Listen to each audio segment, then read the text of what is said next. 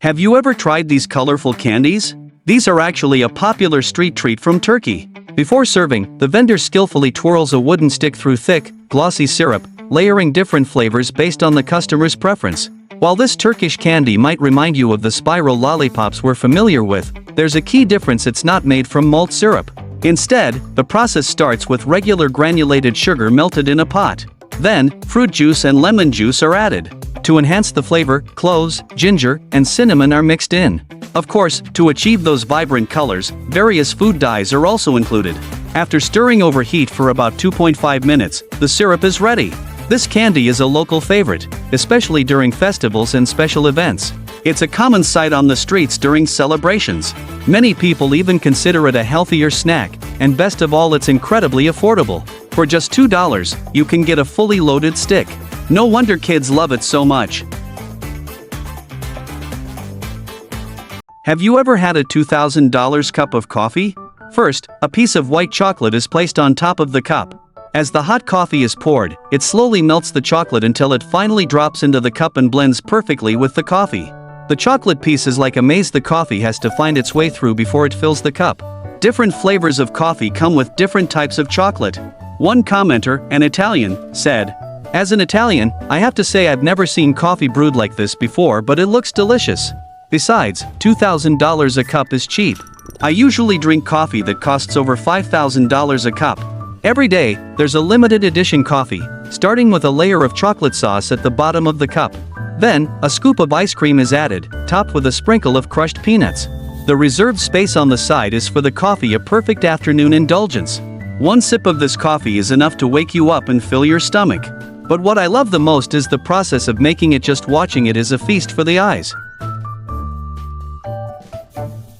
Have you ever tasted a sand-flavored flatbread? In the Middle East, there is a unique delicacy called carbon bread, which is prepared using one of the most primitive cooking methods. The process starts by placing a whole piece of dough directly onto a bed of hot charcoal. The dough is then pressed and spread out evenly to ensure uniform heating. To intensify the cooking, additional fire is lit directly on the surface of the dough. Once the flames reach their peak, hot charcoal is piled onto the top of the bread. Finally, a layer of sand is added to cover it, trapping the heat and allowing the bread to bake thoroughly over time. When the bread is finished baking, it can't be eaten right away. Its surface is covered in charcoal, which needs to be carefully removed. After that, a brush is used to clean off any fine charcoal dust. The same cleaning process is applied to both sides of the bread, first knocking off the debris and then scraping it smooth. Once the bread is thoroughly cleaned, it's ready to eat. The flavor is deeply rustic, carrying a smoky aroma similar to roasted corn.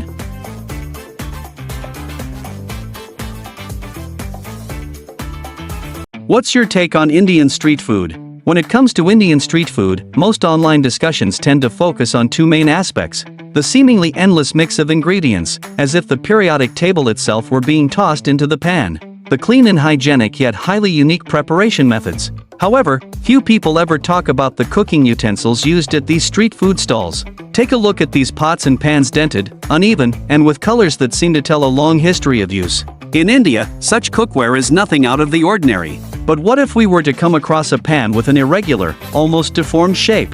Could it still be used for stir-frying? In most places, probably not. But in the hands of an Indian street food vendor who seems to operate on an entirely different level somehow, everything just makes perfect sense. Even more surprisingly, despite its warped and rugged bottom, the pan still allows for smooth, effortless stir-frying. The cook skillfully flips and tosses the food with a spoon, making it dance in the pan. And the end result? The dish looks surprisingly appealing and doesn't even stick to the pan at all. Do you know what she's eating? It's actually a honeycomb. But in reality, a typical honeycomb or honeycomb frame doesn't look like the one this girl is holding, with a thick layer of honey dripping off the beeswax. A natural honeycomb doesn't have exposed honey like this. For bees, honey is incredibly precious, so they carefully seal each honey-filled cell with beeswax to keep the honey safely inside. Even in man-made beehives, domesticated bees do the same thing. To maximize efficiency, beekeepers usually scrape off the beeswax from both sides of the honeycomb frame. Any remaining bits of wax must be carefully removed to ensure a clean extraction process. But even after the wax is removed, the honey won't just flow out on its own. Instead, the honeycomb frames are placed inside a specialized centrifuge. As the machine spins faster and faster, the centrifugal force pulls the honey out of the comb, causing it to slowly collect at the bottom of the container. Finally, the workers simply open the honey gate, and fresh, pure honey flows out, ready to be collected. Take a look at this guy continuously pouring water down from the building. Doesn't he worry about the people below? Some viewers almost fell out of the swimming pool just watching it. It looks terrifying, right? Many people might wonder what would happen if someone actually fell from one of these high-rise infinity pools. The concerns you might think of are things that designers also consider. So, high-rise or cliffside infinity pools are usually designed like this. Visually, the pool appears to have no edge, but in reality, there's a water channel at the outer edge to catch the water. As long as you're not deliberately climbing over the railing, there's not much risk involved. Another type of pool that raises concern is the one with a transparent glass floor. People often worry about whether the glass above can support such a heavy load and whether it might crack over time. Pools like this are typically made with high-strength laminated tempered glass. This kind of glass has high pressure resistance, impact resistance, and bending strength. Naturally, the thickness of the glass increases depending on the pool's depth. So, if you had the chance to experience a pool like this, would you be willing to try it? When you're sitting at a computer and see a group of workers tossing food into their bowls, does it make you think you're in an internet cafe? Although the setting looks similar, this scene is actually filmed at an auction center in India. The green beans being tossed into the bowls are the items up for auction. Many people call them green cardamom. Green cardamom is a very popular spice in India. Before the auction, each wholesaler sorts and packages their cardamom based on quality, then sends it to the auction center. The workers then toss different batches of cardamom, each with a specific label, into the auctioneer's bowl. The auctioneer scores the cardamom based on its appearance and smell, and higher quality cardamom starts at a higher price. The reason they toss it into the bowl like this is to prevent their own cardamom from getting mixed up with someone else's. After a whole day of this, there's no time left to sort the cardamom. So the workers have developed a special skill. They can tell the quality just by the sound it makes when it lands. Some of the auctioneers can tell if the cardamom is good just by hearing the sound when it hits the bowl. Workers insert a tube into the cylinder, and a huge cloud of dust floats out. So what exactly is this? It's actually the air filter from medium-sized machinery or truck engines. After working in harsh environments for less than 2.5 years, these filters get completely clogged with dust, so they need regular cleaning. The cleaning method is simple. You can use the vehicle's built-in air pump to blow the dust away. For higher-end filters, specialized tools use air pressure differences to expel the dust. If you don't have specialized equipment, you can also place the filter near an exhaust pipe to achieve the same cleaning effect. What's especially interesting is that some people use firecrackers to shake the dust loose. While this method is fast and efficient, you need to be careful. If the firecracker is too powerful, it could cause this kind of damage.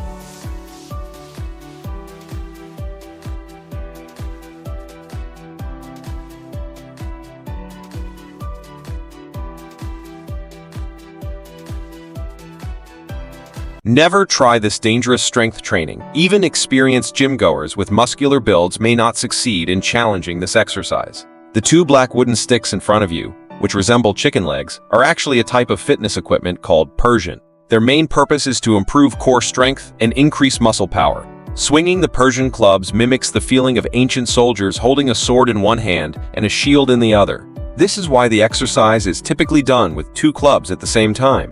When done correctly, the motion feels incredibly smooth and effortless. For those trying this exercise for the first time, it's best to start with a sword as a substitute. Once you get used to the shoulder rotation, you can then practice with lighter Persian clubs. This process not only strengthens the arms, but also helps improve coordination between both arms. Incorrect movements can easily lead to arm injuries. As you gradually adjust to swinging both clubs, you can challenge yourself with heavier Persian clubs.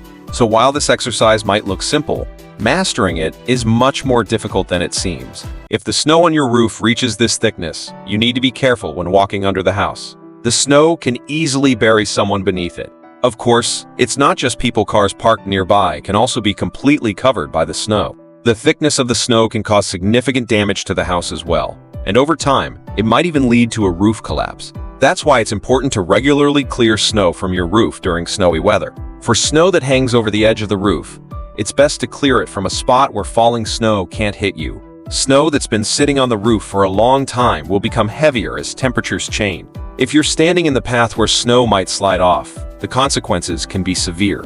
Some smart homeowners use a long pole with a plastic sheet attached to clear the snow. This method is both safe and enjoyable.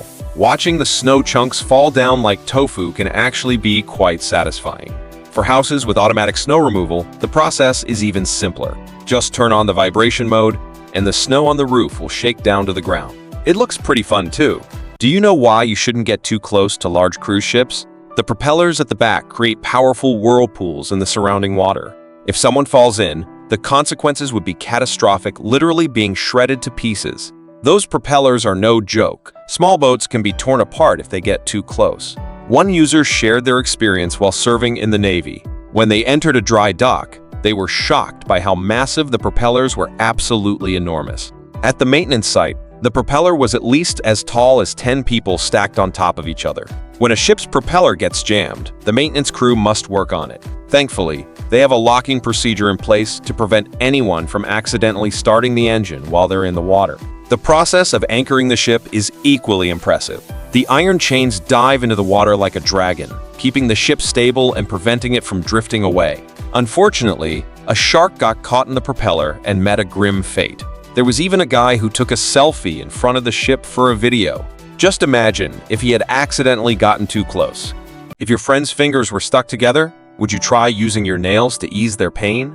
Actually, this guy's fingers aren't a special effect. They've been connected since birth. So, growing up, he was always the center of attention among his friends. And it's not just his left hand, his right hand has part of the skin connected as well. While separation surgery could restore normal function, as long as it doesn't interfere with his daily life, he hasn't felt the need for surgery.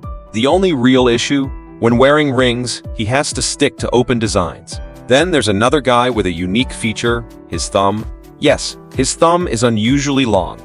If you look closely, it seems like he has an extra joint. When you change your angle, it looks almost like he's doing some kind of bone compression trick. Compare it to the fingers of regular people, and the difference is even more obvious. His thumb is like an extra joint compared to the others. In his spare time, he often makes fun videos with his fingers, and he's gained quite a following online. So, how about you?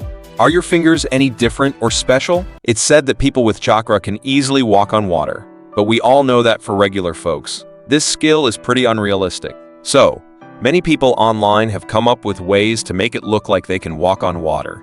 The realistic footage at the beginning of the video, that's actually a computer-generated effect created by this guy. In addition to special effects, some people use a trick called forced perspective. This involves placing a tall stool or a piece of glass under the water. When filmed just right, it looks like they're standing on the surface. Some museums even have swimming pools where the actual water surface is separated by glass, with a dry space below. It's a clever way to make the illusion work. And the most interesting part? This synchronized swimmer chose to walk upside down on the water surface. This effect is something you definitely can't replicate just by using simple tricks.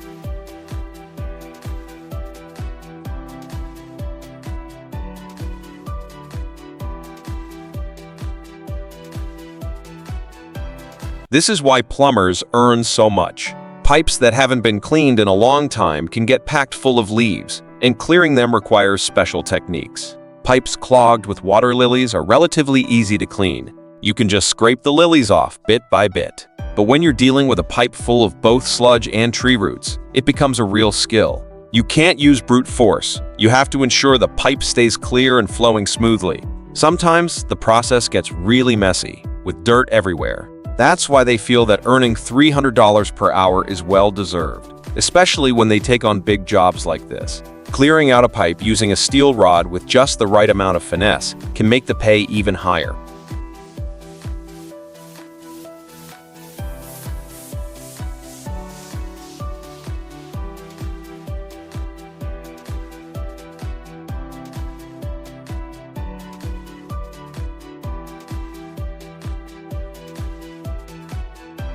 This guy isn't afraid of the cold at all. He's out in the snow with his shirt off. Turns out, he's getting ready to swim in the snow pile. It feels almost like swimming in water. To swim in the snow, you first need a thick layer of snow, but that's not a problem. Just wait for one night, and by morning you'll have a thick snow cover right outside your door. If you're not into swimming, you could also use the snow to chill drinks. It works like a natural fridge. The key thing is, if you're in a place that gets a lot of snow, you should have an inward opening door. This guy had just renovated his house this summer and thought inward opening doors took up too much space, so he went with outward opening doors instead. He was all excited to go out and play in the snow, but then he found out the door wouldn't open at all. The worst part? This woman only had a little bit of snow in front of her door, but she still couldn't get it open.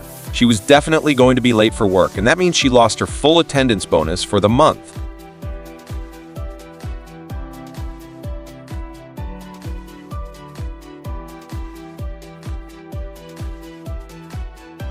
Because pipes are buried underground, if they're not used for a long time, they can become clogged with sediment. The solution is to turn on the faucet and let the water flush out the sludge. Of course, different pipes require different methods for unclogging. Some pipes need to be inflated from the inside to clear the blockage. Watching those strips of mud slide out of the pipes can be oddly satisfying. It's not just small pipes that get clogged. Massive pipes can fill up with dirt too. Fortunately, the water pressure is usually strong enough to keep the flow going and prevent it from breaking midway. If you elevate the pipe, gravity will interfere during the unclogging process, making it hard to push out a continuous strip of mud. For some drainage pipes along the sides of roads, you can actually use a tire for cleaning. The tire needs to be attached to a chain, with the other end secured to a forklift. When the forklift backs up, it pulls the blockage out, clearing the pipe. For pipes installed in residential areas, you just need to pull on one end and keep moving backward. Since these pipes are often filled with a mix of grass, hair, and other debris, the blockage usually doesn't break apart. That's why it's best to leave these jobs to the professionals, especially when it comes to pipes installed in backyards. There aren't many people brave enough to pull something like that out. Watch this. A man repairs a broken pipe using only glue. Can you believe it? You don't need to spend money hiring a repairman. You can fix it yourself with this simple method. First, turn off the main water valve. Then, wipe down the broken area of the pipe with a towel, making sure it's completely clean. Next, cut a small piece of foam with a blade. Just a tiny bit will do. Drop some glue onto the foam, which will cause it to melt. Spread the melted foam evenly over the cracked area. The melted foam has a much stronger adhesive quality than glue alone. Once it dries, it becomes incredibly hard. After 2 minutes, the man finally completed filling the hole. Wait a few more minutes for it to fully dry, then use a blade to trim off any excess material. Smooth it out with sandpaper. To be extra safe, the man found a leftover piece of pipe from a previous renovation. He cut a section from the middle to fit over the repaired area. Before sliding it on, he applied another bit of foam with glue to the inside of the new piece and melted it. While it was still wet, he slid the new piece over the repair, pressing firmly until the fix was complete. Finally, he turned the valve back on to test the repair. The faucet ran smoothly and the break was successfully repaired. If the drainage pipe on the roof isn't severely clogged, a simple wooden stick can effectively clear it, and the drainage system will be good to go. However, if the blockage is more serious, just using a stick won't be enough. After all, there can be a lot of debris and leaves inside. In that case, they'll have to use their hands to remove the blockages, then use more efficient techniques to clear it. This type of pipe clearing work is actually one of the favorite jobs for a lot of workers abroad. Clearing a pipe for just 1 hour can earn them $260, which is pretty tempting for many people. Most of the time, these roof drainage pipes are blocked by leaves, so the process isn't as unpleasant as cleaning out sewer pipes. After clearing the pipes on the roof, they also need to clean the pipes below. Fortunately, this part is pretty simple. You just have to tap the outer casing of the pipe and the blocked leaves will shoot out. It's actually quite fun to watch. Once everything is cleared, the workers also need to clean up the leaves on the roof. In 1 hour, they can finish both tasks fairly easily. Did you know you can make a broom from plastic bottles? Those leftover soda bottles at home can finally be put to good use. You can follow this man's example and turn them into a broom, perfect for sweeping your yard. The process is surprisingly simple, so easy in fact, that you can probably do it after watching just once. Let me share the steps with you.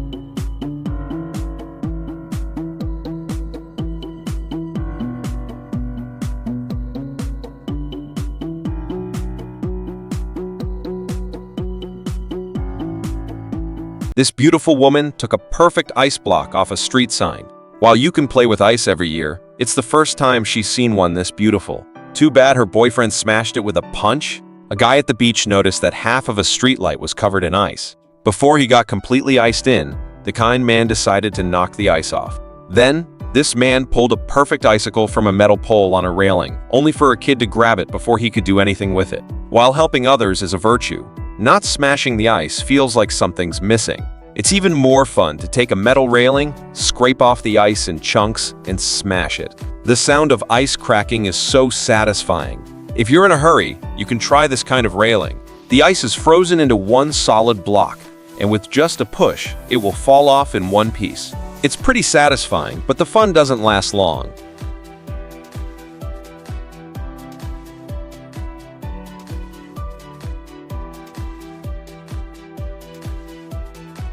Imagine being offered $2,000 a day to clear weeds in your neighborhood. Would you take the job? Weeds like these growing along the roadside need to be cleared manually. You'd need to remove the weeds, dirt, and other debris. You'd have to buy your own tools, ideally a weed eater, because it's faster. A large area like this can be done in a morning. If the drains get clogged, you'd also need to help clear and unclog them. Otherwise, the entire street could flood. This place hasn't been cleaned for a long time, and weeds are growing on the walls. It's a big project and not easy to clean. You'd start work at 9 a.m. with a 2-hour lunch break and finish at 5 p.m. The sense of accomplishment after cleaning is immediate. However, this job doesn't involve coworkers to chat with. So many people are unwilling to do it. Working outside in the elements isn't appealing, especially to younger people who prefer the comfort of air-conditioned offices. I doubt anyone would take this job, even if it paid $3,000 a day. This man is truly hardcore. After the front tire of his car blew out, this man kept driving, unaware of the problem until a friend noticed it at home. They quickly cooled the area with a fire extinguisher, lifted the car with a jack, and removed the worn-out tire. Without a spare, he decided to repair the damaged tire. The wheel also looked unusable, but he had a new one at home, though it wasn't the same size. He marked the damaged areas on the new wheel, cut them out, and welded them onto the main wheel, smoothing out any imperfections. Next, he drilled neat holes around the outer rim, inserted steel rods into the holes, and welded them to a central piece. The modified wheel was then sandblasted for a shiny finish and covered with silver paint. Before installing the new tire, he applied glue to ensure a snug fit, then carefully fitted the rubber tire to prevent leaks. He used a blowtorch to ignite the oxygen inside the tire, fully inflating it with nitrogen. After applying foam for a quick clean, he added a gold spray paint finish for a more premium look. With that, the tire was fully restored, better and more powerful than the original. The man was extremely pleased with the result. If you were to rate his craftsmanship, what score out of 100 would you give? Take a look. This job is only for the patient, every day at 8 a.m. Although he earns $500 a day, the work is pretty monotonous. He pops on his headphones and gets to it, with hardly anyone around. Life moves too fast nowadays. One commenter shared a memory from 50 years ago, saying they used to ride their bike to high school, passing 2 perfectly manicured lawns. Over time, the homeowners passed away, and their wives couldn't keep up with the upkeep. The houses were eventually sold, and now, those once pristine yards are overgrown. The commenter still fondly remembers those people, even though they never actually met them. For anyone able to do this kind of work, patience and the ability to endure solitude are key. Escaping the city to plant vegetables and weed in a small town might be a peaceful alternative. Today, the guy plans to add a landscaping feature to his yard, placing potted plants on it, making it look like an old tree stump, with paving stones to give it a nice touch. A construction worker is busy building a wall. They use mortar to stack bricks layer by layer. Once the mortar dries and hardens, it binds the bricks tightly together, completing the wall. But have you ever noticed that the bricks aren't perfectly aligned on top of each other? Instead, they are staggered, alternating left and right. Why is that? Is it just for aesthetics? We know that while dried mortar is strong, it's not nearly as durable as the bricks themselves. Additionally, the bond between the mortar and bricks isn't as solid as it might seem. This makes the gaps between the bricks the weakest points in the wall. If the bricks were stacked in perfect vertical alignment, the mortar joints would form straight lines. When pressure is applied to the wall, the force would easily concentrate along these straight mortar joints, potentially leading to the wall's collapse. By staggering the bricks, the mortar joints are offset. This distributes the pressure across all the bricks instead of concentrating it in one area. Essentially, the force travels further along the wall and has to turn corners instead of flowing straight through. This increases the wall's structural integrity, making it much stronger and more durable. How tough does an engine need to be to handle sand being poured into the oil port? The scene you're looking at is from a car scrapyard abroad, where they're testing the durability of car engines. Before these cars are completely dismantled into scrap metal, they go through all kinds of tests. Of course, each engine is different, so the results vary. At the moment, the best performing engine is this unknown model. Right after it started, several large bolts are dropped into the engine. Surprisingly, the engine doesn't show any signs of struggling. Seeing this, the worker decides to throw in a handful of old unwanted game tokens, one after another. The engine keeps running smoothly, unaffected. By now, the engine is filled with bolts and coins, but still, no signs of it stalling. Even when longer bolts are added, the engine keeps going without shutting off. Eventually, they have to manually stop the engine using a tough steel wire. Of course, the easiest way to make it stop quickly would be to directly damage the engine's timing belt. Do you know what this stump removal machine is called? With a gentle twist, it can clear away the stump, drilling directly into the ground. In a few days, you won't be able to tell a tree was ever there. Of course, there are many machines for removing stumps. For these centuries-old tree stumps, which are quite large, the workers use a different machine. It grinds the stump away bit by bit. The speed is quite impressive. One netizen mentioned that they've been working in the tree industry for over 15 years and still never tire of watching the stump grinder in action. Though the work is simple and noisy, it's very satisfying. It makes you want to find a picnic table or a few wooden lawn chairs to grind. Even though the pay is only a few $1,000s, it's very stress-relieving and not tiring at all. When I was a kid, my grandpa and I used levers and chains to pull stumps out by their roots. First, we'd dig around the stump, cutting off the long roots. Then, using the lever, we'd lift them up and fill the soil underneath until we reached the roots and surface. Finally, we'd split the stump into firewood using a steel wedge. This young guy is truly a genius. He figured out how to use a steel wire rope to easily remove excess cement. Just a light scrape and the cement falls right off. For large walls, you can use a bigger steel wire rope. With a gentle push, the excess cement comes off effortlessly. Using the wire rope, the surface becomes very smooth, which is much easier than using traditional putty boards. It saves time, effort, and labor, and the removed cement can be reused, so nothing goes to waste. This is the second-generation putty board that the guy improved. He welded the steel wire onto the putty board, making it even easier to use.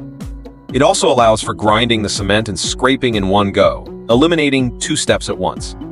For those with experience in the construction industry, what do you think of this tool invented by the young guy? Can't replace traditional putty boards.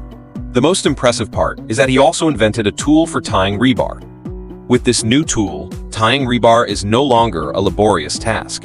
Watch this. This man found metal trash on the beach. What he did next will surprise you. He realized that not only was this metal debris polluting the environment, but it was also a danger to beachgoers. However, instead of just throwing it away, he did something totally unexpected. He gathered all the metal objects and placed them under a compressor, then used a shredder to crush them. Finally, he melted them down in a high-temperature furnace. To make the final product more durable, he added some chemicals to the mix. At this point, I thought he was making some kind of decorative item, but when I saw the end result, I realized how wrong I was. He made a base and placed the newly formed metal cylinder on top. After waiting for it to solidify, he had created a unique trash can.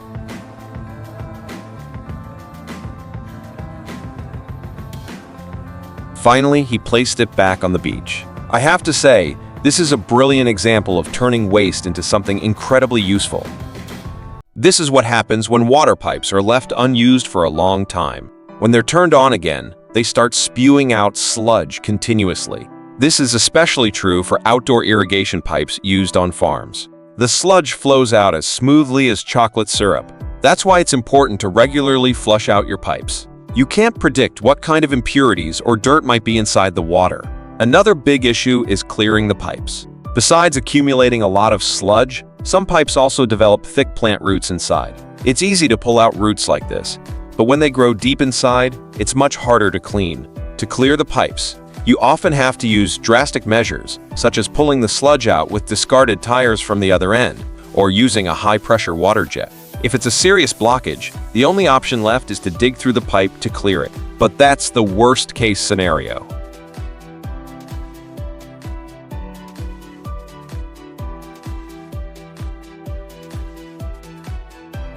This is a train market located in Thailand. One moment, vendors are selling fresh produce, and the next, they're rushing to get out of the way of an incoming train. When a train passes through, the vendors quickly retract their retractable awnings. And the crazy thing? The train is only about 1.5 feet away from the stalls. But the vendors are used to it by now. After all, the trains honk their horns every time they enter the market. This unique market has become a popular tourist spot. People from all over will travel great distances just to experience this strange market. I wonder if they need to buy insurance before visiting. There's a similar train market in Vietnam as well. Every day, 2 trains pass through. Though the distance looks a bit farther, the speed is much faster. Many people stop by the nearby drink shops for a quick refreshment. I can't imagine what their drinks taste like, given the environment. And let's not forget the old-fashioned train restrooms, where the mysterious liquids are dumped directly onto the tracks below. But judging by their joyful expressions, they seem to really enjoy this adventurous experience. In a burst of creativity, this man wanted to surprise his girlfriend, who's several decades younger than him, with an unexpected gift. Instead of buying something, he crafted a unique present out of aluminum foil, something you can't just purchase anywhere. His girlfriend was so excited that she was practically bouncing off the walls, with tears of joy streaming down her face. He started by applying a layer of blue paint to the surface of the foil, then quickly folded and crumpled it. After pressing and smoothing the surface slightly, he applied a thick layer of clear epoxy resin. He used UV light repeatedly to cure the resin until it fully hardened and took shape. Next, he used a ruler to mark straight lines on both sides, and with a wire saw, he carefully cut away the excess material. After achieving the desired width in the middle, he heated the piece until it softened, allowing him to easily shape it around a smooth steel pipe into a perfectly sized circle.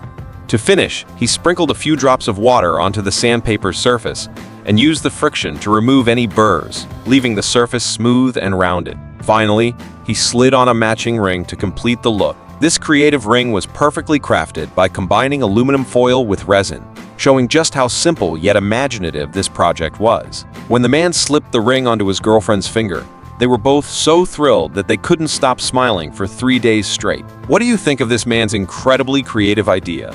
Have you ever tasted a sand-flavored flatbread? In the Middle East, there is a unique delicacy called carbon bread, which is prepared using one of the most primitive cooking methods. The process starts by placing a whole piece of dough directly onto a bed of hot charcoal. The dough is then pressed and spread out evenly to ensure uniform heating. To intensify the cooking, additional fire is lit directly on the surface of the dough. Once the flames reach their peak, hot charcoal is piled onto the top of the bread. Finally, a layer of sand is added to cover it, trapping the heat and allowing the bread to bake thoroughly over time.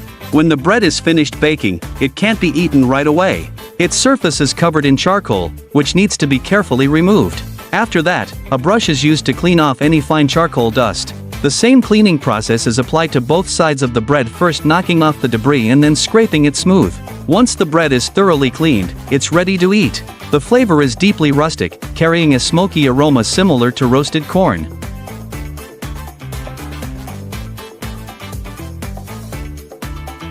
What's your take on Indian street food? When it comes to Indian street food, most online discussions tend to focus on 2 main aspects: the seemingly endless mix of ingredients, as if the periodic table itself were being tossed into the pan; the clean and hygienic yet highly unique preparation methods. However, few people ever talk about the cooking utensils used at these street food stalls. Take a look at these pots and pans, dented, uneven, and with colors that seem to tell a long history of use. In India, such cookware is nothing out of the ordinary. But what if we were to come across a pan with an irregular, almost deformed shape? Could it still be used for stir-frying? In most places, probably not. But in the hands of an Indian street food vendor who seems to operate on an entirely different level somehow, everything just makes perfect sense. Even more surprisingly, despite its warped and rugged bottom, the pan still allows for smooth, effortless stir-frying. The cook skillfully flips and tosses the food with a spoon, making it dance in the pan. And the end result? The dish looks surprisingly appealing and doesn't even stick to the pan at all. You would never imagine the best combination is actually glue and cigarette ash. When used together to repair items, they can be even stronger and more durable than before. This means almost anything can be fixed in everyday life. For instance, if a water pipe is damaged, calling a repairman can be time-consuming and costly. Instead, fill the damaged area with cigarette ash and add a few drops of glue. Once the glue dries, the repair will be solid. Consider plastic components with small ears that are easily broken. Finding replacements can be frustrating. However, simply wrap wax paper around a wooden board, place some cigarette ash on it, and crush it. Shape the ash to match the missing part, then add glue. After some simple adjustments and drilling, you can restore functionality and continue using it. You might wonder about leftover cigarette butts. They are incredibly useful.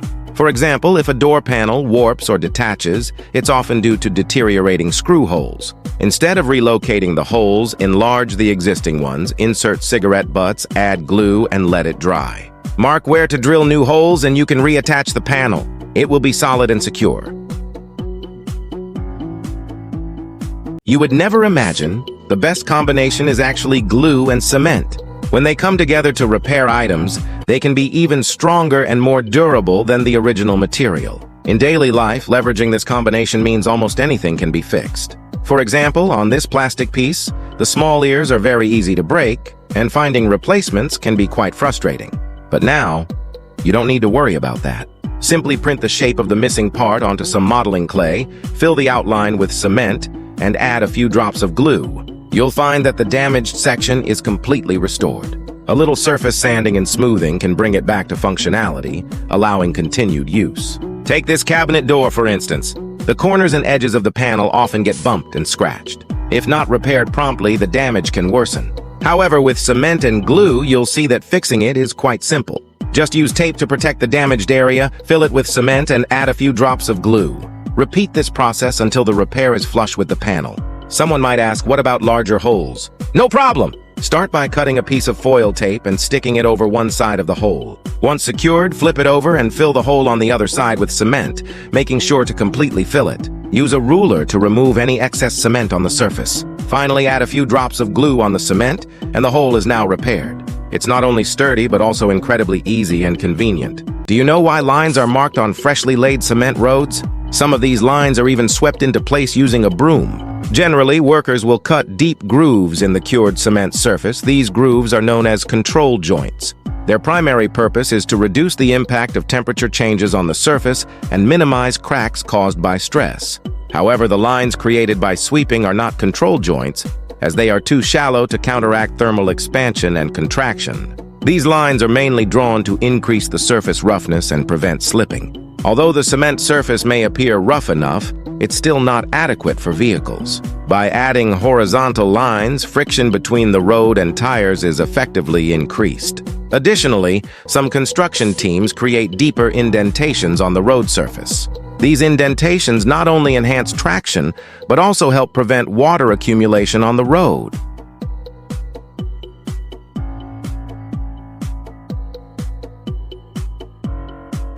Did you know that adding water to a furnace can help clean a chimney? A worker is attempting to clean the chimney by throwing a bag into the furnace. Instantly, a large amount of gas is produced inside the furnace, blowing out the soot from the chimney. The bag he threw in was filled with regular tap water. The reason it can create such a strong force is that the water instantly evaporates in the high heat of the furnace, turning into steam. As it transforms, its volume expands over 1,000 times, creating a sudden increase in pressure, which generates powerful energy. This is similar to using a firecracker explosion to restore the shape of an oil drum. Both rely on the pressure difference caused by the sudden production of gas. However, reactions that generate gas through combustion are chemical reactions, which are hard to control in terms of reaction speed and can't be reused. On the other hand, the process of water turning into steam is a physical change, meaning the water can be reused. Steam turbines in power plants use this exact principle. Did you know that foam pits in amusement parks need to be cleaned regularly? Over time, the foam can break down, creating a lot of debris that settles at the bottom of the pit. Workers need to pick out the intact foam pieces and thoroughly clean the bottom of the pit. Afterward, they refill the pit with usable foam pieces along with some new ones. At first glance, this cleaning process might seem easy and relaxing, but that's only because the videos are often sped up, giving you a false impression. In reality, cleaners often need to use brushes to scrub each foam block individually. This job is not only far from easy, but also requires a lot of patience. During the cleaning process, besides tidying up the inside of the pit, workers also have to collect items that visitors have accidentally left behind. Almost anything can be found buried in the foam pit: cell phones, watches, various jewelry, and more. On rare occasions, they even find items like eyeglass lenses, screws, and even bullets, which can be hazardous if left behind. The man takes out a measuring tape and marks a distance on the ground, as he plans to demolish this area to create a brand new yard. Once the grass is removed, he brings in a large amount of gravel to lay the foundation. As long as the foundation is solid, the structures above won't collapse. Next, he lays down a layer of black membrane. This membrane is necessary to separate the building from the ground below. After that, a loader brings in a lot of sand. This sand is to differentiate it from the underlying sand, as the top layer needs to be finer. The man uses a level to ensure that every area is evenly laid, which is crucial for the subsequent work. Now it's time for the cement bricks. The man lays these cement bricks densely on top of the sand. Since there are already 2 layers of sand underneath, the required sturdiness is achieved and there's no need to add extra bricks. After cutting the edges with an angle grinder, he surrounds the area with a row of curved cement bricks, completing the basic transformation of the yard. Finally, he fills in the excess areas with soil, and the yard renovation is finished. Why don't we just use a pressure washer to clean dirty carpets directly? As we all know, the impact of a pressure washer is incredibly strong. It can even clean moss-covered concrete pathways until they're spotless. It can cut through turf like slicing through tofu. We rarely see cleaning workers using pressure washers to clean carpets. The reason is quite simple. The pressure from a washer is just too high. It's more suitable for removing dirt from hard surfaces. Carpets, however, are soft and have a plush texture, with dirt often hiding deep in the fibers. If the pressure is too high, it might damage the carpet before it manages to remove the dirt. Additionally, carpets often contain a lot of grease and oil stains. Cleaning them requires special detergents. Some workers use pre-made foam to clean carpets, but that often isn't enough. That's why someone came up with a special formula to create a lot of foam. So what's in this formula, and how effective is it?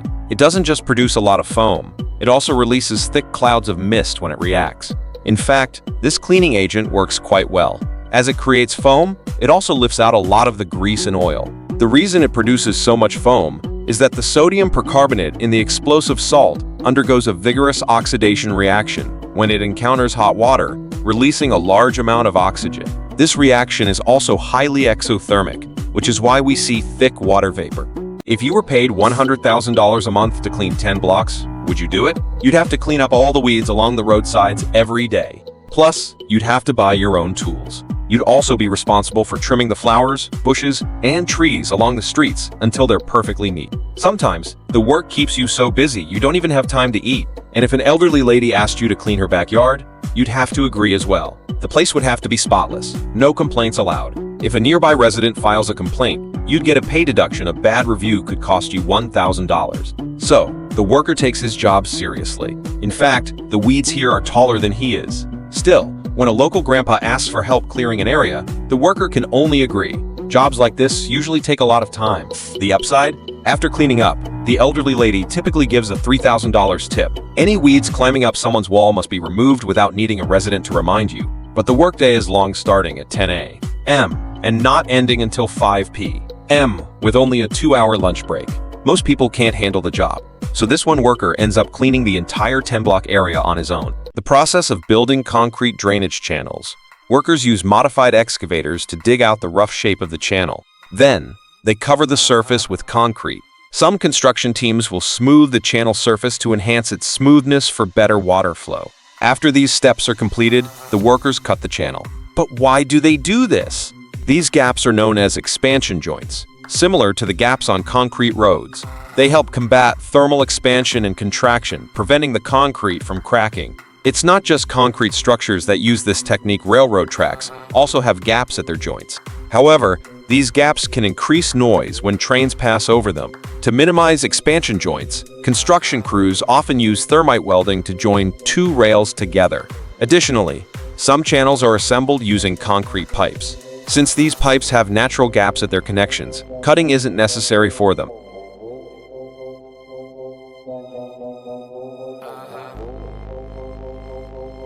How photographers go to extremes to get the perfect shot. To run fast while keeping the camera steady, this photographer took to wearing roller skates to film on a basketball court. Similarly, to capture footage of a 100-meter sprint, some photographers run full speed ahead of the athletes while holding their cameras. Some photographers even carry equipment weighing over 20 pounds while running alongside the athletes. In hockey games, not only do photographers need to move quickly, but they also have to constantly dodge collisions with the players. Since their focus is on capturing the action, it's hard for them to pay attention to their own safety, making accidents more likely.